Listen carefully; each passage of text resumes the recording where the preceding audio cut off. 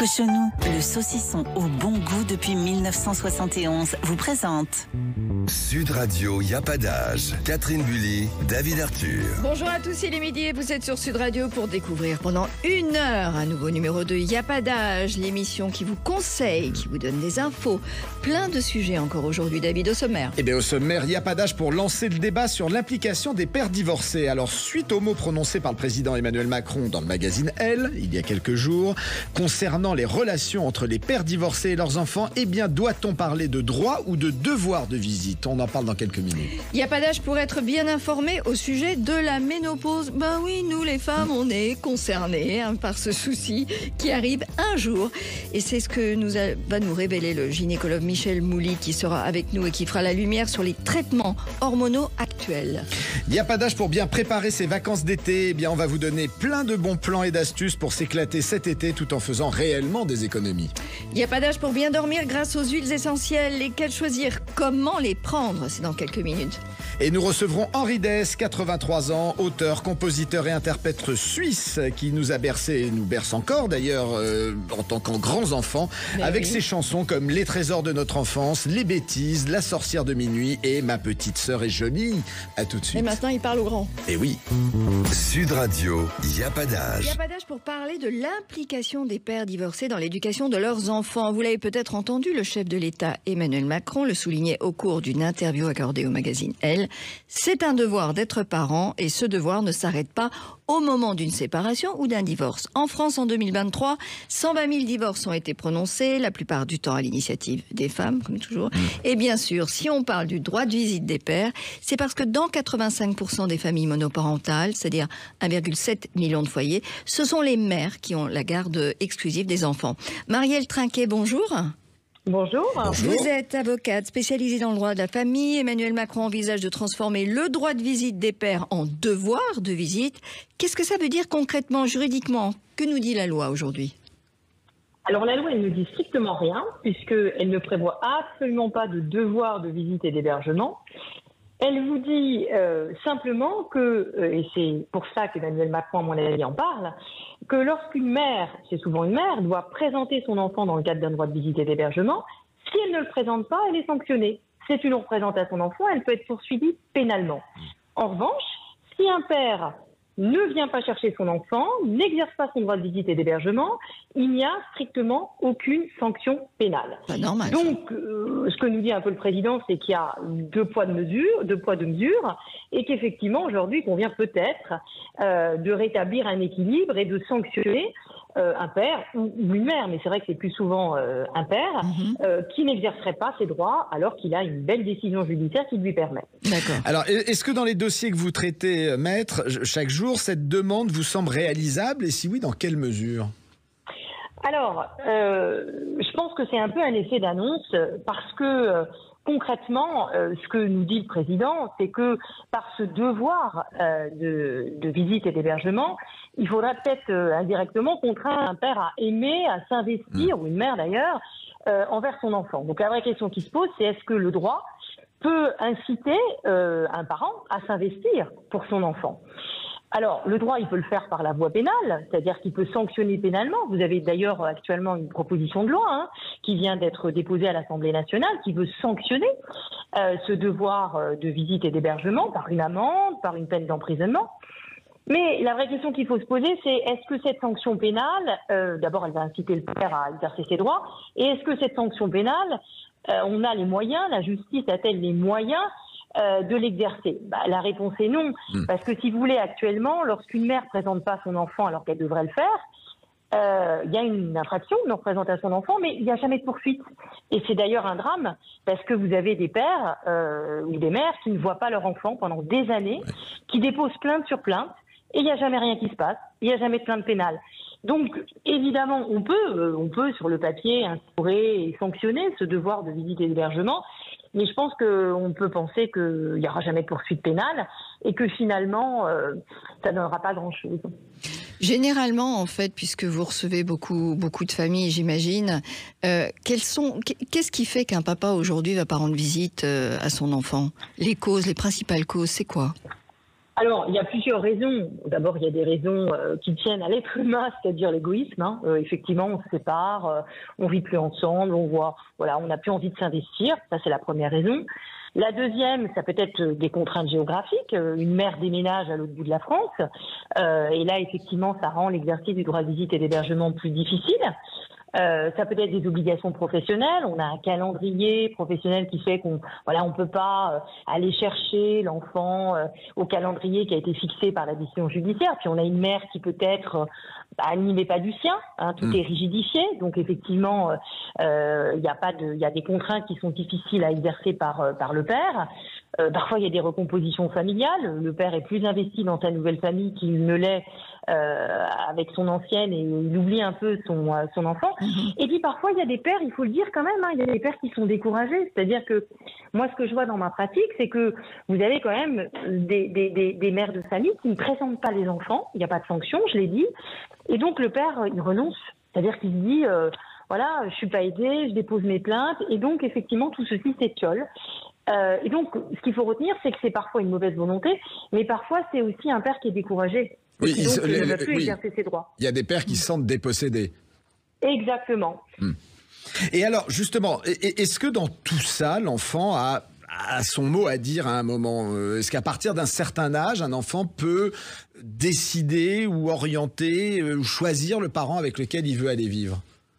Alors, s'il y a une procédure qui est engagée, oui, puisque la loi prévoit, que c'est le code civil, qu'un enfant, dès lors qu'il a l'âge de discernement, alors c'est un enfant, on va dire, à partir de 8-10 ans, il peut être entendu par un juge. Oui, c'est assez tôt. Oui, c'est tôt. J'ai même vu des enfants de 6 ans entendus, mais là, c'est, j'en ai déjà vu. Donc, il faut simplement que dans le cas d'une procédure, donc il faut qu'il y ait une procédure, il faut que la mère ou le père engage une procédure, l'enfant écrive une lettre au juge et dit « je veux être entendu ». Et là, il sera entendu par le juge, ou bien par un enquêteur social qui sera mandaté par le juge, et puis il émettra son avis. Il dira, je veux vivre chez mon père, chez ma mère, en résidence alternée. Après, le juge, il apprécie. Il décide de suivre ou pas. Dans la réalité, je vais dire qu'à partir de 15 ans, il suit quand même. Avant, il est prudent, parce qu'on sait qu'un enfant peut être manipulé. Mais alors, on sait que la justice peut être lente et vous devez en être témoin tous les jours. Est-ce que la lenteur entre le début d'une démarche et puis le résultat final, est-ce que si ça ne prend pas trop de temps, est-ce que ça ajoute pas au mal-être justement qui s'installe ? Ah bah bien sûr, c'est évident. La justice est extrêmement longue. Alors parfois vous parvenez à avoir des audiences en urgence, mais comme la justice est très longue, les situations s'enquistent. Oui. Alors, en préparant cette émission, j'ai un père de famille qui me dit « Oui, mais la majorité des juges sont des femmes et nous, les hommes, on se fait complètement avoir au moment des répartitions de divorce et sur la question de la garde. Est-ce que vous, en tant qu'avocate, vous voyez ça ou vous remarquez ça ? » Alors, c'était plus vrai un peu avant, je veux dire, il y a à peu près 8-10 ans, c'est vrai qu'il y avait vraiment une vraie différence entre le père et la mère, et les mères étaient quand même plus privilégiées. C'est un peu moins vrai maintenant, mais ça l'est toujours. Et d'ailleurs, moi j'ai beaucoup de pères qui se battent pour obtenir des résidences alternées, qu'ils obtiennent, mais pas toujours. Et bien en France, on n'a pas érigé la résidence alternée comme le principe. Il n'y a pas ça. En Italie, il y a ça, par exemple. Oui. Vous voyez, en Italie, par priorité, c'est une résidence alternée pour l'enfant, ce qui n'est pas le cas en France. Donc, c'est vrai qu'ils sont encore défavorisés, les pères, aujourd'hui. Et je pense que plutôt que de prévoir un devoir de droit de visite et d'hébergement, je pose la question, est-ce que la solution, ce serait pas pour qu'ils soient plus impliqués, d'essayer de faire en sorte que la résidence alternée elle soit de plus en plus favorisée. Parce qu'un père qui voit son enfant au quotidien, évidemment, il sera beaucoup plus enclin à jamais renoncer à ses droits et à être assez régulier sur l'exercice de ses droits. Mais oui, pour répondre à votre question, ils sont quand même encore un peu défavorisés. Mais de moins en moins. Et il ne sera pas sous le joug du bon vouloir de l'autre. Alors, si c'est une résidence alternée, c'est plus compliqué, effectivement, d'être dépendant de l'autre. Parce que, alors évidemment, la mère ou le père peut décider de ne pas présenter l'enfant selon la résidence alternée, mais c'est quand même un peu plus compliqué. Puis il y a un quotidien qui s'instaure entre l'enfant et il y a des horaires de travail parfois qui ne facilitent pas ça. Exactement. Chez l'un ou chez l'autre. Exactement. Et vous avez des parents, quand on a des contentieux très importants, qui jouent de ça. Moi, j'ai en tête, par exemple, c'est vrai que c'est assez fréquent, des pilotes de ligne. Ils ont quand même, les pilotes de ligne, ils ont des agendas très compliqués. Et en général, on sait, quand on fait un enfant avec un pilote de ligne, quand c'est très contentieux, effectivement, vous avez la mère qui dit, non, je veux tel horaire, tel respect d'horaire. Et ça devient très compliqué et ça décourage. Et à l'étranger, vous trouvez qu'il y a un modèle qu'on pourrait copier ? Non, il n'y a pas de modèle. Alors, dans l'Italie, qui me semble être un exemple intéressant, parce que l'Italie, encore une fois, elle a érigé la résidence alternée un petit peu en principe. Et c'est vrai qu'en Italie, du coup, on a le sentiment quand même qu'il y a plus d'implication des pères, en tout cas au niveau judiciaire, et que donc c'est peut-être ça la solution. Mais j'ai pas trouvé, parce que le droit, ce qu'il faut dire, c'est que le droit, il est démuni. Encore une fois, il est à part la sanction pénale, à part la médiation. C'est vrai qu'on peut envisager, quand un père voit pas son enfant, par exemple, d'organiser des mesures de médiation pour discuter. Mais à part la sanction pénale et la mesure de médiation, j'ai pas trouvé de modèle sur lequel qui soit vraiment efficace. Bon, en tout cas, merci beaucoup Marielle Trinquet pour cet éclairage très intéressant. Merci et à bientôt. Merci. Nous sommes ensemble jusqu'à 13h et dans un instant, Catherine, il n'y a pas d'âge pour être bien informée au sujet de la ménopause. Bien sûr. Alors si 100% des femmes seront ménopausées un jour, eh bien seulement 5% se font traiter. Ce qui pourra avoir des conséquences très compliquées sur leur état de santé dans leur seconde partie de vie. Eh bien c'est ce qu'on va voir aujourd'hui avec le gynécologue et cancérologue Michel Mouly qui sera avec nous et qui va faire toute la lumière sur les traitements hormonaux actuels. À tout de suite. Cochonou, le saucisson au bon goût depuis 1971, vous présente Sud Radio, y a pas d'âge. Bienvenue si vous venez de nous rejoindre dans Y a pas d'âge sur Sud Radio. Nous sommes ensemble jusqu'à 13h. Tout de suite, Y a pas d'âge pour être mal informé au sujet de la ménopause, David. Un sujet qui doit vous concerner. Ah, mais un sujet qui me concerne. Un sujet qui concerne 100% des femmes, bien sûr, puisqu'elles le seront un jour, et 100% des hommes au travers de leur femme, de leur maman ou de leur sœur. Mais effectivement, Catherine, alors la ménopause est sans nul doute le moment de la vie des femmes le plus méconnu et celui qui suscite le plus d'idées reçues. Alors ce dont on est sûr, c'est qu'une femme ménopausée souffrira entre autres de bouffées de chaleur, de sueur accrue, de douleurs et de troubles de l'humeur. Et une femme qui n'a pas été traitée intelligemment pendant sa ménopause risque plus tard de souffrir de véritables problèmes de santé. Seulement voilà, à cause d'une étude biaisée et depuis démentie, qui a semé la panique il y a à peu près 20 ou 30 ans, eh bien seulement 5% des femmes aujourd'hui suivent un traitement pour la ménopause. Eh bien, pour lever ce voile sur ce vrai problème de santé, nous recevons aujourd'hui le docteur Michel Mouly, qui est gynécologue obstétricien, cancérologue et chirurgien, et qui vient de sortir un livre très instructif, et je pèse vraiment mes mots, sur la ménopause. Ce livre s'appelle « Ménopause, ne souffrez plus en silence ». C'est aux éditions Le Duc. Bonjour, docteur Mouly. Bonjour. Bonjour. Mon cher... Bonjour. Alors, oui. Docteur Mouly, comme 100% des femmes seront un jour ménopausées, que doivent-elles faire pour vivre au mieux cette période ?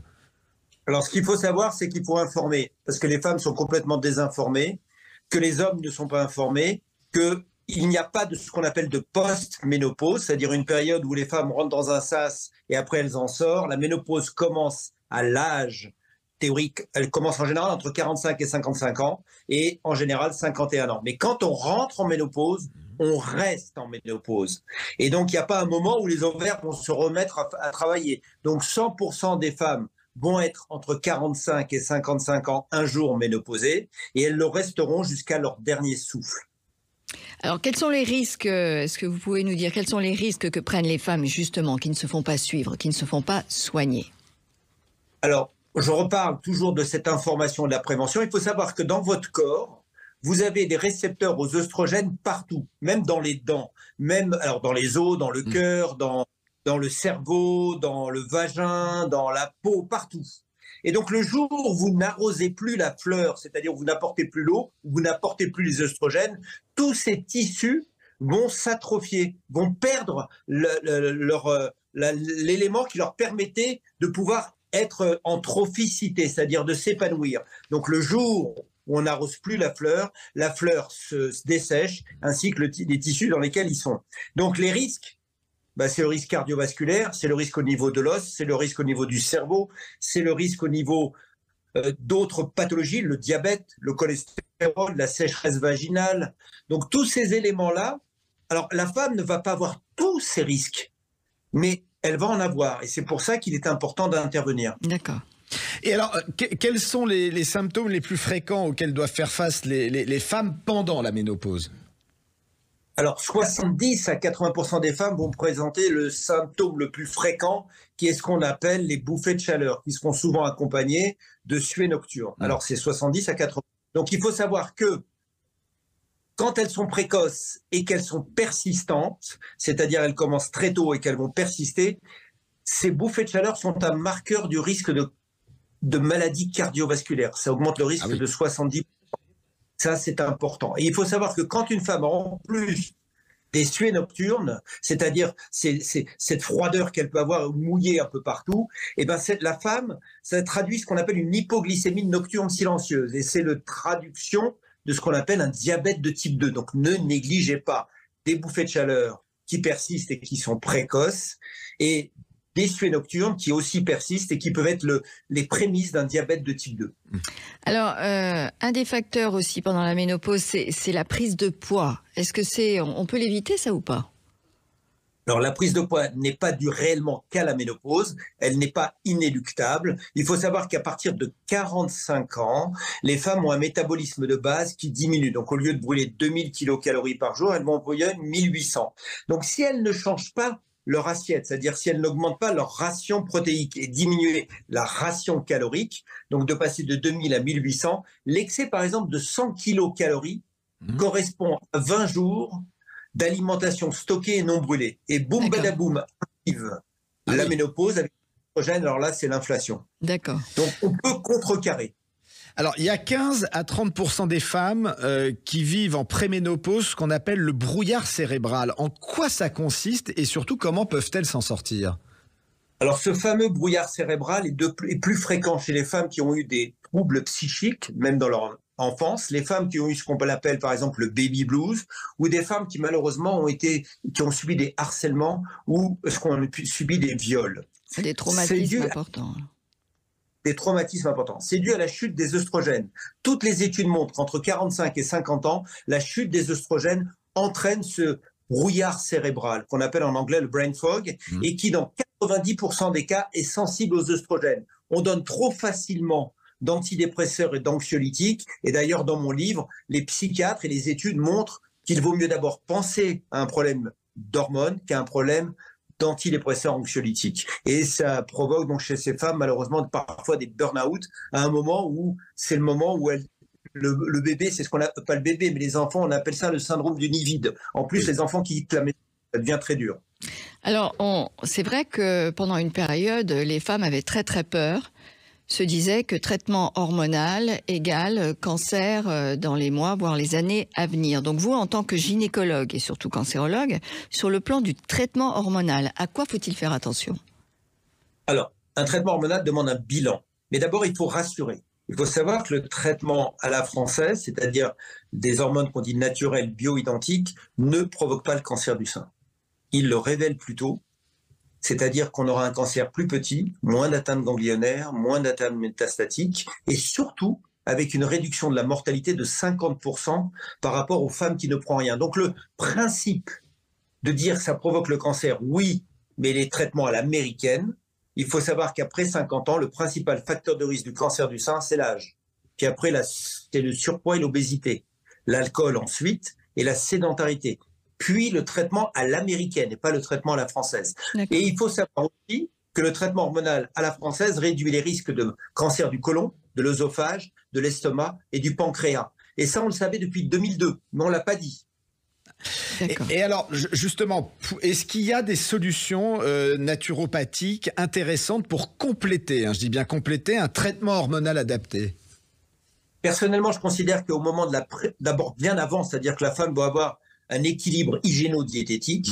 Elle doit les sucres, le sel, apporter les oligo-éléments, les sels minéraux, avoir une alimentation qu'on dit optimisée. Arriver en ménopause, où il n'y a plus d'œstrogène, la naturopathie va permettre même parfois de réduire les doses de traitement. Donc c'est une synergie positive. Moi, je considère que le traitement hormonal plus de la naturopathie, c'est bien. Mais attention, la naturopathie toute seule, aucune étude a montré son efficacité sur le risque cardiovasculaire, sur l'os, sur le cerveau et autres. On va faire un dilette avec la naturopathie sur les signes. Ça n'a pas une vue holistique, générale. Alors justement, tout à l'heure, je disais, David, ça vous intéresse en parlant du sujet sur la ménopause. Qu'est-ce qu'il faut faire en fait? Comment peut-on éduquer les hommes et sensibiliser à cette problématique? Pour moi, je pense qu'il faut faire ce qu'on appelle, d'abord, il faut de l'information, il faut impliquer les femmes. Les femmes ne doivent pas considérer que ça ne se passe qu'entre femmes. Quand elles ont quelque chose, il faut qu'elles le disent. L'homme doit aussi s'informer. Parce que lui, il va avoir son andropause. Alors l'andropause, c'est quasiment l'équivalent de la ménopause. Donc c'est pas quelque chose qui est seulement spécifique à la femme. Et ce qui serait bien, c'est d'avoir une sorte de consultation de couple. J'ai proposé au ministère de l'Éducation nationale ce qu'on appelle un parcours de santé humaine. C'est-à-dire qu'à l'âge de 13 ans, on fait ce qu'on appelle une matière obligatoire au brevet et qui va expliquer aux filles et aux garçons les différentes étapes de la vie et ne plus être surpris. Ça, c'est une bonne idée. C'est une très bonne idée. Alors, 95% des femmes... Oui. 95% des femmes n'ont pas un traitement adapté pendant leur ménopause, alors par peur des effets secondaires des traitements hormonaux. Est-ce que vous pouvez vraiment, vous venez de le faire, mais est-ce que vous pouvez vraiment rassurer les femmes sur les effets secondaires du traitement hormonal? Alors, un traitement hormonal à la française n'a pas d'effets secondaires. Il a des effets secondaires si on le donne pas comme il faut et pas aux bonnes personnes. Il a des risques. Il y a des paramètres à respecter. Donc, le traitement bioidentique à la française, c'est-à-dire un gel ou un patch et de la progestérone naturelle. Il faut savoir l'utiliser en général entre 50 et 60 ans. En général, on dit 60 ans ou dans les 10 ans qui suivent le début de la ménopause. Mais avec ça, si vous suivez bien comme il faut, il n'y a pas de limite de durée. Il n'y a pas d'effets secondaires et il y a des choses qui peuvent arriver, bien sûr, intercurrentes. On peut révéler le cancer. Il sera plus petit, voire même un cancer avant d'être un cancer. Donc, voilà. Donc, ce que je veux dire, c'est comme si vous donniez de l'aspirine à quelqu'un qui a un ulcère. Ben, il va faire une complication. Donc, un traitement hormonal doit être donné à une femme dont on a bien fait le check-up. Et il y a des paramètres, des choses à respecter.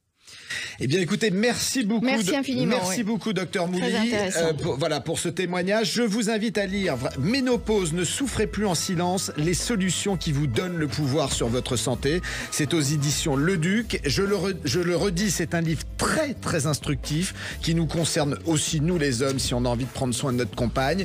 Et c'est même un livre qui devrait être remboursé par la Sécurité sociale. Merci, docteur Mouly. Merci, docteur Mouly. Nous sommes ensemble jusqu'à 13h et dans un instant, il n'y a pas d'âge pour bien dormir grâce aux huiles essentielles. Lesquelles choisir, comment les prendre, c'est dans quelques minutes sur Y a pas d'âge. Eh oui, et juste après la pub, Y a pas d'âge pour bien préparer ses vacances d'été. On va vous donner tous les bons plans et les astuces pour s'éclater cet été tout en faisant des économies, Catherine. Pas mal. Cochonou, le saucisson au bon goût depuis 1971, vous présente Sud Radio, Y a pas d'âge. Bienvenue dans Y a pas d'âge sur Sud Radio. Nous sommes ensemble jusqu'à 13h et avant de découvrir comment bien dormir grâce aux huiles essentielles, vous allez nous donner, David, plein de bons plans, d'astuces pour s'éclater cet été et en plus on fait des économies. Mais oui, les grandes vacances arrivent, Catherine, à grands pas. Et alors si on veut faire des économies plus sérieusement ou bénéficier de bons plans et d'astuces, eh bien c'est maintenant qu'il faut prendre ces décisions et qu'il faut booker les choses. Alors pour que vous puissiez partir sereinement, nous sommes plongés dans l'excellent dossier Vacances, le tour des bons plans que vient de publier notre partenaire, le magazine Notre Temps. Et Laurence Ledrenne, qui est chef du service droit argent du magazine Notre Temps, est avec nous aujourd'hui. Bonjour Laurence. Bonjour à tous. Bonjour. Alors Laurence, que doit-on faire pour bien préparer ses vacances? L'idéal, c'est de s'organiser très tôt. Ça permet de comparer les hébergements, ça vous permet aussi de comparer les transports et surtout, vous allez profiter des meilleurs prix parce qu'ils sont accessibles, par exemple 4 mois à l'avance si vous prenez le train. Donc c'est maintenant, comme vous le disiez, si vous voyagez mi-septembre, 9 mois à l'avance pour l'avion et si vous prenez le bus, c'est 3 mois. Et donc il faut vraiment faire vite. Et les meilleurs tarifs sont pris d'assaut, ensuite ça grimpe. Mais il y a aussi les tarifs de dernière minute, non? Parce que c'est pas toujours facile de planifier 2 mois à l'avance, 3 mois à l'avance. C'est vrai, il peut y avoir des tarifs de dernière minute. Il ne faut pas hésiter à regarder aussi les trajets qui sont le samedi matin, le dimanche, le samedi soir, le dimanche matin, des moments où personne ne veut partir. Il peut y avoir de bonnes affaires. Et puis, il peut y avoir aussi sur certains sites des gens qui revendent leurs billets. D'accord. Bah alors, le secteur du tourisme explose. Est-ce qu'on peut encore voyager à moindre coût? Et est-ce que vous avez des bons plans, justement? Oui, il y en a plein. Bon, tout d'abord, n'oubliez pas que vous avez des réductions qui peuvent être liées à votre âge. Ça, c'est plutôt une bonne nouvelle quand on vieillit. Dès 60 ans, il y a la carte avantage senior, c'est quand même 30% de réduction sur le train. Il y a aussi des trajets qui sont même plafonnés. À 65 ans, même chose pour prendre l'avion sur Air France. Alors, certes, c'est pas des cartes gratuites, hein, ça coûte 49 €, mais c'est vite amorti. Il faut pas oublier non plus les billets congés SNCF. Beaucoup de gens pensent que ça n'existe plus, mais non, ça existe encore. Et ça, c'est gratuit et ça donne 25% de réduction. Il faut les commander sur Internet avec un petit peu d'avance, quelques semaines, au moins une semaine. Et puis aussi, faites jouer la concurrence. Aujourd'hui, on peut prendre un train espagnol, italien, allemand. Quand on va dans ces pays, ça vaut souvent moins cher que de prendre un train français. C'est vrai qu'on n'y pense pas à ça. Ça, c'est vrai. Alors, il y a de plus en plus de retards d'avions, de voyages annulés.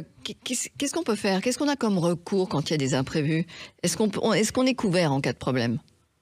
Alors déjà, en cas de retard d'avion, même sans assurance, vous avez des droits particuliers parce que il y a une réglementation européenne qui vous protège. Alors, elle vous protège quand votre avion décolle d'un pays européen et aussi quand vous voyagez à bord d'une compagnie européenne et que vous atterrissez en Europe. Ça fait quand même pas mal de cas. Et là, à partir de 3 heures de retard, vous avez une indemnité. C'est 250 à 600 €. Donc, c'est aussi pas mal. Intéressant. Oui. Ça dépend de la longueur du trajet. Et au bout de 5 heures de retard, vous pouvez renoncer à partir. Ça, c'est un peu triste, mais vous pouvez exiger le remboursement du billet. C'est pas un avoir, c'est carrément un remboursement. Et si c'est annulé, vous avez aussi la même indemnité, donc toujours 250 à 600 €. Et vous pouvez aussi exiger et la compagnie est obligée de vous proposer le remboursement du billet ou le report du vol et au même tarif. Donc vous avez plutôt intérêt à choisir le report du vol au même tarif si vous voulez partir en vacances, puisque les prix augmentent et acheter un vol à la dernière minute, c'est un peu risqué. Tout à fait. Il y a aussi des frais inutiles qui existent. Est-ce qu'on peut les éviter en voyageant? Bien sûr, il y a des choses auxquelles on pense pas. On peut carrément économiser les frais d'émergement si on pense à l'échange de maison. Je ne sais pas si vous connaissez, oui. Mais ça permet si on est prêt à prêter sa maison, eh bien de découvrir des maisons dans le monde entier. C'est pas une décision facile, ça. C'est pas une décision facile, mais une fois qu'on s'est un peu penché sur le sujet, on peut le faire aussi avec sa maison de campagne. Hein, vous savez, c'est peut-être plus facile. Oui. Et vous allez avoir chez vous des gens qui sont souvent plus respectueux que des locataires classiques. Et puis vous allez découvrir des choses incroyables en France, à l'étranger. Et vous allez peut-être découvrir des personnes. Autre bon plan, si vous préférez aller à l'hôtel, je sens que c'est peut-être votre cas, Catherine. D'aller à l'hôtel? Oui, parfois. Voilà, comparez les prix sur un site internet, regardez les photos, puis ensuite contactez directement l'hôtel. Vous aurez souvent un meilleur prix. En plus, vous pourrez choisir une chambre. Et ça vaut le coup d'avoir une chambre qui est un peu difficile à vendre. Autre petite chose toute simple, avant de partir, vous jetez un petit coup d'œil, vous renseignez en téléphonant à votre banquier sur les garanties d'assurance qui sont liées à votre carte bancaire. Oui. Ça vous évitera de payer 2 fois. Oui, ça c'est très, intéressant très important. Tout ça.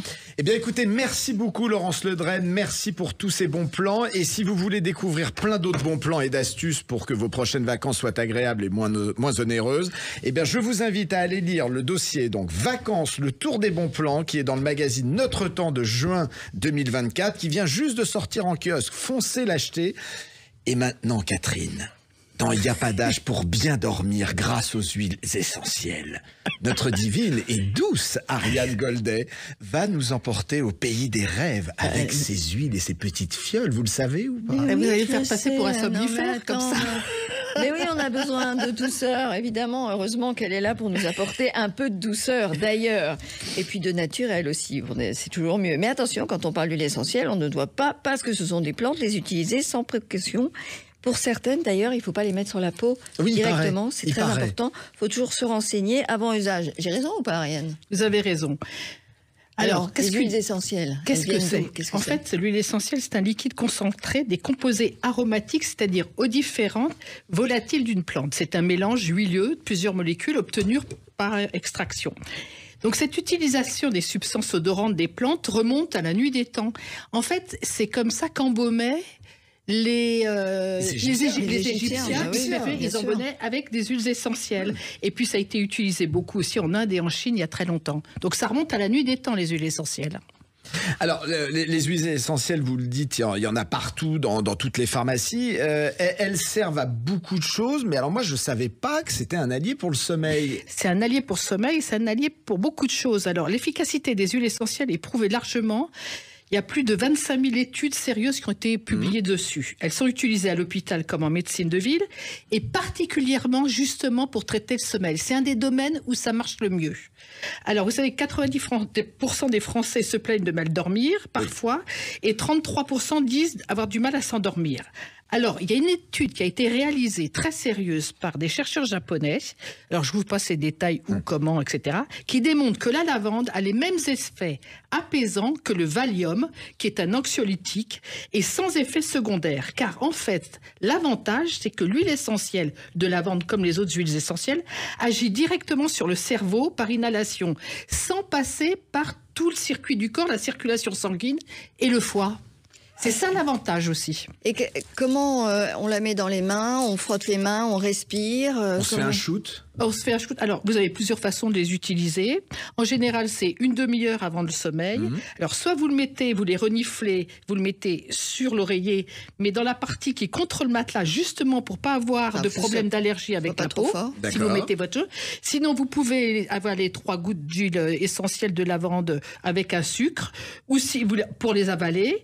Donc, vous pouvez, ou même vous pouvez les diffuser avec un diffuseur, ça existe partout, dans la pièce. Donc ça a la même efficacité que ça soit inhalé ou avalé? Oui. Oui. Ah oui, c'est intéressant oui, ça. Oui, ça a les mêmes efficacités. Le mieux, c'est inhaler. Alors, je vais vous dire pourquoi. Parce que, en fait, les molécules naturelles de l'huile essentielle, elles ont une action directe sur le système nerveux central. Le système nerveux central, c'est notre cerveau et la moelle épinière. Donc c'est le système qui nous permet de nous organiser, de nous contrôler, de réguler beaucoup de fonctions de nos émotions qui perturbent notre sommeil. Donc quand vous faites un petit sniff, ça passe directement. C'est pour ça que ça marche si vite. Wow. D'accord. Mais alors par exemple, si on n'aime pas la lavande? Alors vous avez autre chose, vous avez la valériane ou encore la passiflore, mais c'est quand même la lavande qui est la championne. Oui. Bonjour. Voilà. La championne, je vous dis, c'est la lavande. C'est Lavande Forever.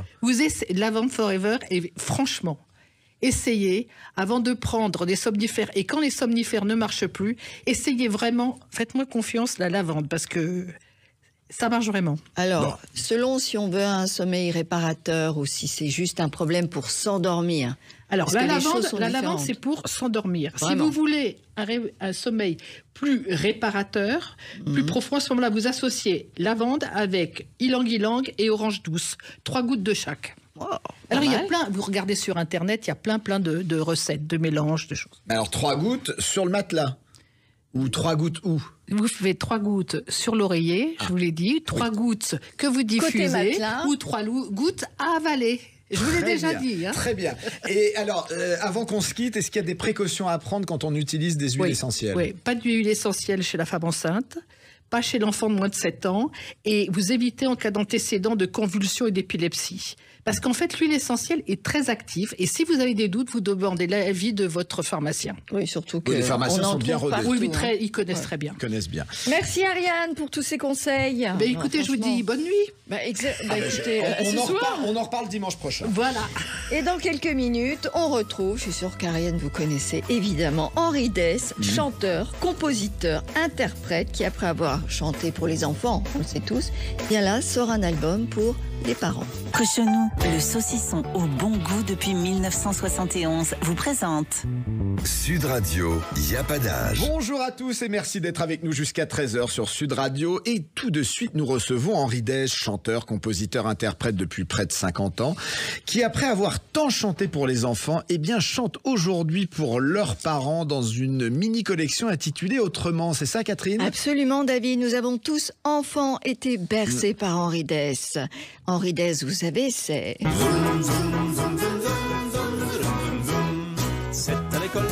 qu'on apprend les bêtises. Vous qui nous écoutez, vous avez peut-être été bercé par Henri Dess. En 50 ans de carrière, avec 4,5 millions d'albums vendus, 200 chansons, Henri Dess fait partie des souvenirs des grands et des petits. Moi, je me souviens d'Henri Dess. Bonjour Henri Dess. Bonjour. Alors, Henri Dess, sur la magnifique façade de l'Olympia, vous vous rendez compte, plus d'une centaine d'Olympia, David. En 2024, eh bien, on va retrouver Henri Dess. On le retrouve avec sa même belle énergie, avec Autrement, le 3e opus de la mini-collection pour les grands. Et on retrouve un Henri Dess peut-être un peu plus posé, avec un regard sur le temps qui passe, sur la vie, sur l'importance de vivre le moment présent. Alors, c'est vrai que nous sommes ravis de vous avoir aujourd'hui avec nous. Autrement, Henri Dess, cette collection pour les grands. Qu'est-ce qui vous a donné envie de l'écrire et de vous tourner peut-être plutôt vers les grands? Bah écoutez, c'est un pur hasard. Entre mars 2019 et novembre 2019, je ne sais pas ce qui m'est arrivé, mais tous les matins à 4 heures, je me réveillais. Et comme je ne savais pas quoi faire, que j'arrivais pas à redormir, je prenais mon téléphone et sur mon petit carnet de notes jaune de mon iPhone, je notais des idées. Et le matin, après le petit déjeuner, je regardais, je me suis aperçu que c'était des idées qui allaient dans la direction des grands. Donc, je me suis mis à ma guitare, j'ai avancé et fait des chansons. Donc, j'ai écrit beaucoup de chansons dans cette période-là. Et j'ai eu envie de les donner à mon fils, Pierrick, qui chantait avec moi à l'époque, quand on a fait ces gros spectacles au Motocultor, etc. Oui.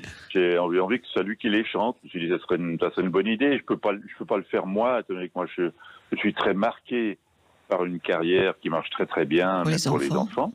Et je me suis dit, bon, voilà, peut-être que lui, ça serait bien. Donc, il a fait un disque qui s'est sorti juste avant le Covid. Et il n'a pas pu le défendre, ça l'a découragé. Puis il m'a dit, papa, écoute, je laisse tomber. Et là, je lui ai dit, ben, écoute, je fais quoi avec tout ça? Il dit, mais enregistre-les, fais-les. Tu as eu du plaisir à les écrire. Essaye d'avoir du plaisir à les enregistrer, à les sortir. Tu n'as rien à prouver. Donc, c'est ce que j'ai fait, d'une manière la plus simple qui soit, c'est-à-dire voix, guitare, contrebasse, et j'en suis à mon 3e disque maintenant. Et le résultat est magnifique. Alors, il y a une chose que j'ai toujours aimée chez vous, c'est la force de votre écriture qui finalement est dans la simplicité, la justesse des mots que vous employez et qui à chaque fois font mouche. Vous mettez combien de temps, Henri, pour écrire une chanson et puis d'où peut vous venir l'inspiration? Alors, l'inspiration, c'est très difficile à dire parce que j'écris toujours, en principe, les chansons pour enfants. Si on revient sur les chansons pour enfants, j'ai écrit un peu plus de 200 chansons. C'était toujours la mélodie qui est venue en premier. Et quand j'ai trouvé la mélodie, qui pour moi, elle était écrite à peu près, je me la chantais 10 fois, 20 fois, 30 fois, jusqu'à ce que des mots viennent se poser dessus. Et ces mots sont entourés d'une fratrie d'autres mots, sont chargés d'une idée. Et j'ai démarré la chanson là-dessus et je cherchais un début, un milieu et une fin. Et pour vous répondre à votre question, toutes mes chansons, quasiment 99% de mes chansons ont été écrites en 2 jours. Ah oui. Très rapide, incroyable. Très très rapide, oui. Donc finalement, c'était comme un petit train de mots que vous assembliez. Oui, c'est une sorte une idée. Enfin, un mot, c'est déjà un début d'idée. Et qui est entouré d'autres mots qui peuvent éventuellement compléter l'idée et faire avancer la machine, quoi. Voilà, en fait, c'est un peu ça qui m'est arrivé. J'ai jamais eu la moindre idée avant de commencer une chanson. C'est la mélodie qui me l'amenait. D'accord. Ah ouais. Alors, dans Autrement, on a l'impression, en écoutant les chansons, que vous avez besoin, en fait, de sensibiliser davantage votre public sur la vie qui est courte, sur vivez chaque instant, dites-vous je t'aime avant, tant que c'est possible. On a l'impression que c'est important pour vous de faire passer ces messages.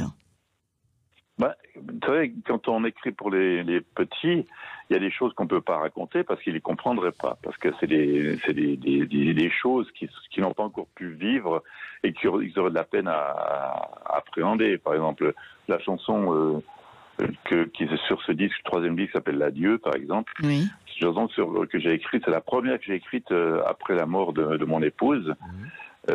Qui raconte un petit peu ce qu'on ressent quand on voit son être cher partir. Voilà. Donc en fait, toutes ces chansons que j'écris, qui parlent un petit peu de la société de notre société d'aujourd'hui, mais vécues par quelqu'un qui a déjà un certain vécu, un certain âge comme moi. Je ne pouvais pas le dire dans mes chansons pour enfants. Et là, tout d'un coup, comme c'est parti assez facilement, c'est comme si ça sortait de moi très rapidement. C'était très rapide également, cette écriture-là. Alors, vous écrivez sur la vie, le temps qui passe, l'importance de rêver. Quel regard vous portez, Henri, sur notre société actuelle ? De quel côté? Justement, on vous le demande.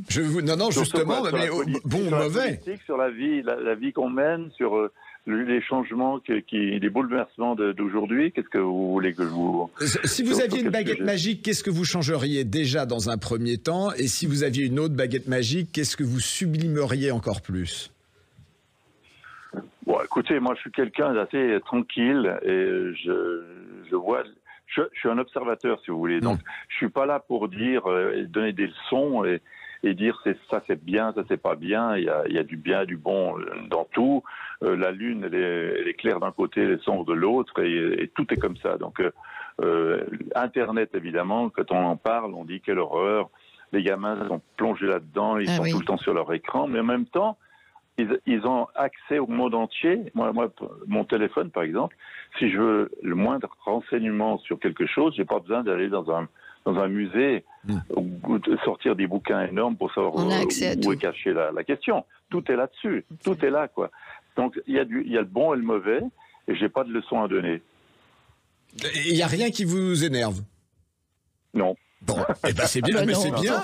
C'est bien d'être un philosophe et optimiste. C'est un philosophe. C'est bien. Voilà, absolument. Alors, vous parliez de votre fils Henri Dess tout à l'heure. Est-ce qu'on vous appelle toujours Henri Dess? Parce qu'il y a quelques années, vous avez vécu donc une petite expérience métal qui a fait un buzz, et je suis sûre qu'il y a beaucoup de nos auditeurs qui ne connaissent pas peut-être cette expérience. Non, c'était une parenthèse, ça. Hein, je veux dire, avec mon fils, il avait un petit groupe, puis il m'a dit, écoute, papa, avec tes chansons, je pense qu'on pourrait faire quelque chose. Et tu penserais pas qu'on pourrait faire des arrangements avec mon pote Raphaël sur tes chansons pour enfants, mais en idée métal. Oui. Et on a essayé de faire ça. On a fait pas mal de clubs avec ça, mais c'était pour rire, quoi. Oui, mais ça a bien marché. Oui, très bien. On est allé au motoculteur. On avait 15 000 personnes qui chantaient tout par cœur et qui sautaient comme des fous. Et on croyait qu'on allait se faire manger tout cru, et finalement, ça a été incroyable, quoi. Mais bon, un jour, il a dit, moi, j'arrête. Et puis, comme c'était une expérience parenthèse, je lui ai dit, ben voilà, écoute, t'arrêtes si tu veux, voilà. Alors, on va continuer. Vous le disiez, vous avez écrit plus de 200 chansons. Est-ce que dans toutes les chansons que vous avez écrites, il y en a une ou deux qui vous tiennent plus à cœur que les autres? Et pourquoi? Ben, c'est pas moi qui décide ça, hein. C'est pas moi qui décide, c'est le public qui choisit les choses. Dans mes chansons pour enfants, par exemple, il y a, dans les top 10, il y a évidemment des choses incontournables comme la petite Charlotte, comme la machine, le beau tambour, le petit zinzin, etc. Donc c'est des gens qui ont aimé plus ces chansons que d'autres, et puis qui me le font savoir, et ça se voit sur les réseaux sociaux. Là, actuellement, toutes mes chansons sont sur Spotify et sur toutes les autres plateformes. Et on a des systèmes pour observer, si vous voulez, comment ça fonctionne. Et actuellement, on a surprise de voir que j'ai à peu près 40 000 personnes par jour qui écoutent mes chansons, quoi. C'est incroyable. Mais vous, sur les mots que vous avez posés et sur les mélodies que vous avez créées, est-ce qu'il y a une chanson qui vibre plus en vous que les autres, qui ressort différemment? Écoutez, franchement, c'est le retour des autres qui me touche beaucoup. Il y a des chansons que j'ai écrites, je me dis tiens, je l'aime beaucoup, mais elles n'ont rien fait. Et puis d'autres, je les ai faites comme ça, et puis il y a eu un truc qui est passé un peu plus que pour certaines. Et puis tout d'un coup, je dis, mais c'est génial, le public vient me chercher avec cette chanson-là, pourquoi pas, quoi. Donc ça me fait plaisir de voir que le public résonne sur certaines choses. Bien sûr. En tout cas, je trouve que vous avez une voix jeune, hyper dynamique. Quel est votre secret? Qu'est-ce que vous faites? Eh bien... Pour avoir une telle énergie. Eh bien, je dors tous les soirs à 11h, Bah, vous savez, je suis mort une première fois. Hein. Je suis pas mort, donc je sais pas si vous avez su ça, mais oui. En 2019, mon cœur s'est arrêté. J'avais mon ami à côté de moi qui a vu que je respirais plus et qui m'a fait un massage cardiaque en attendant les secours. Donc, elle m'a complètement sauvé la vie, quoi, à 100%. Et quand je suis ressorti de là, je me suis dit, mais extraordinaire, on m'a filé un jeton à mettre dans le bastringue. C'est reparti pour un tour. Pour passer encore un tour. Et à partir de là, je me suis rendu compte que c'était tellement précieux, quoi. Donc, bien sûr. tout ce que je fais, c'est par rapport à ma santé. Et je mange sainement, je dors à 11h. Je suis chez des amis, à 10h du soir, je dis salut, je pars. Et je rentre chez moi. Bah en tout cas, ça vous réussit. Oui, ça me réussit. Ça vous réussit bien. J'ai une piscine, et tous les matins, je fais une demi-heure de gym dans la piscine. Sportif, en plus. Etc. Donc, voilà, c'est formidable. En fait, voilà. Donc ça me permet d'avoir un peu encore cette énergie-là. Bon, bah c'est super. En tout cas, merci beaucoup Henri Dess. Autrement 3, en avant tout, tiré de la mini-collection de ses albums pour les grands. Un album savoureux, plein de lucidité, de rêve et de liberté. À consommer, David, sans modération. Sans modération. Au revoir Henri. Merci Henri Dess. Merci pour votre accueil. À bientôt. À bientôt. Et nous, Catherine, eh bien... Merci d'avoir été là, Catherine, je vais le dire. Et à vous, merci de nous avoir suivis, parce qu'avec Catherine, on vous souhaite de passer un bon dimanche et une bonne semaine à l'écoute de Sud Radio. On se retrouve dimanche prochain, peut-être. Moi, je veux. Ouais, moi, je veux venir. À 7h49 dans la matinale de Jean-Marie Bordry pour notre chronique Yabadage pour passer un coup de gueule. Et entre 12h et 13h. Eh ben, je serai là. Bon dimanche à tous. À dimanche. Bonne semaine. Sud Radio, Yabadage. Cochonou, le saucisson au bon goût depuis 1971. Cochonou, un petit bout de chez nous.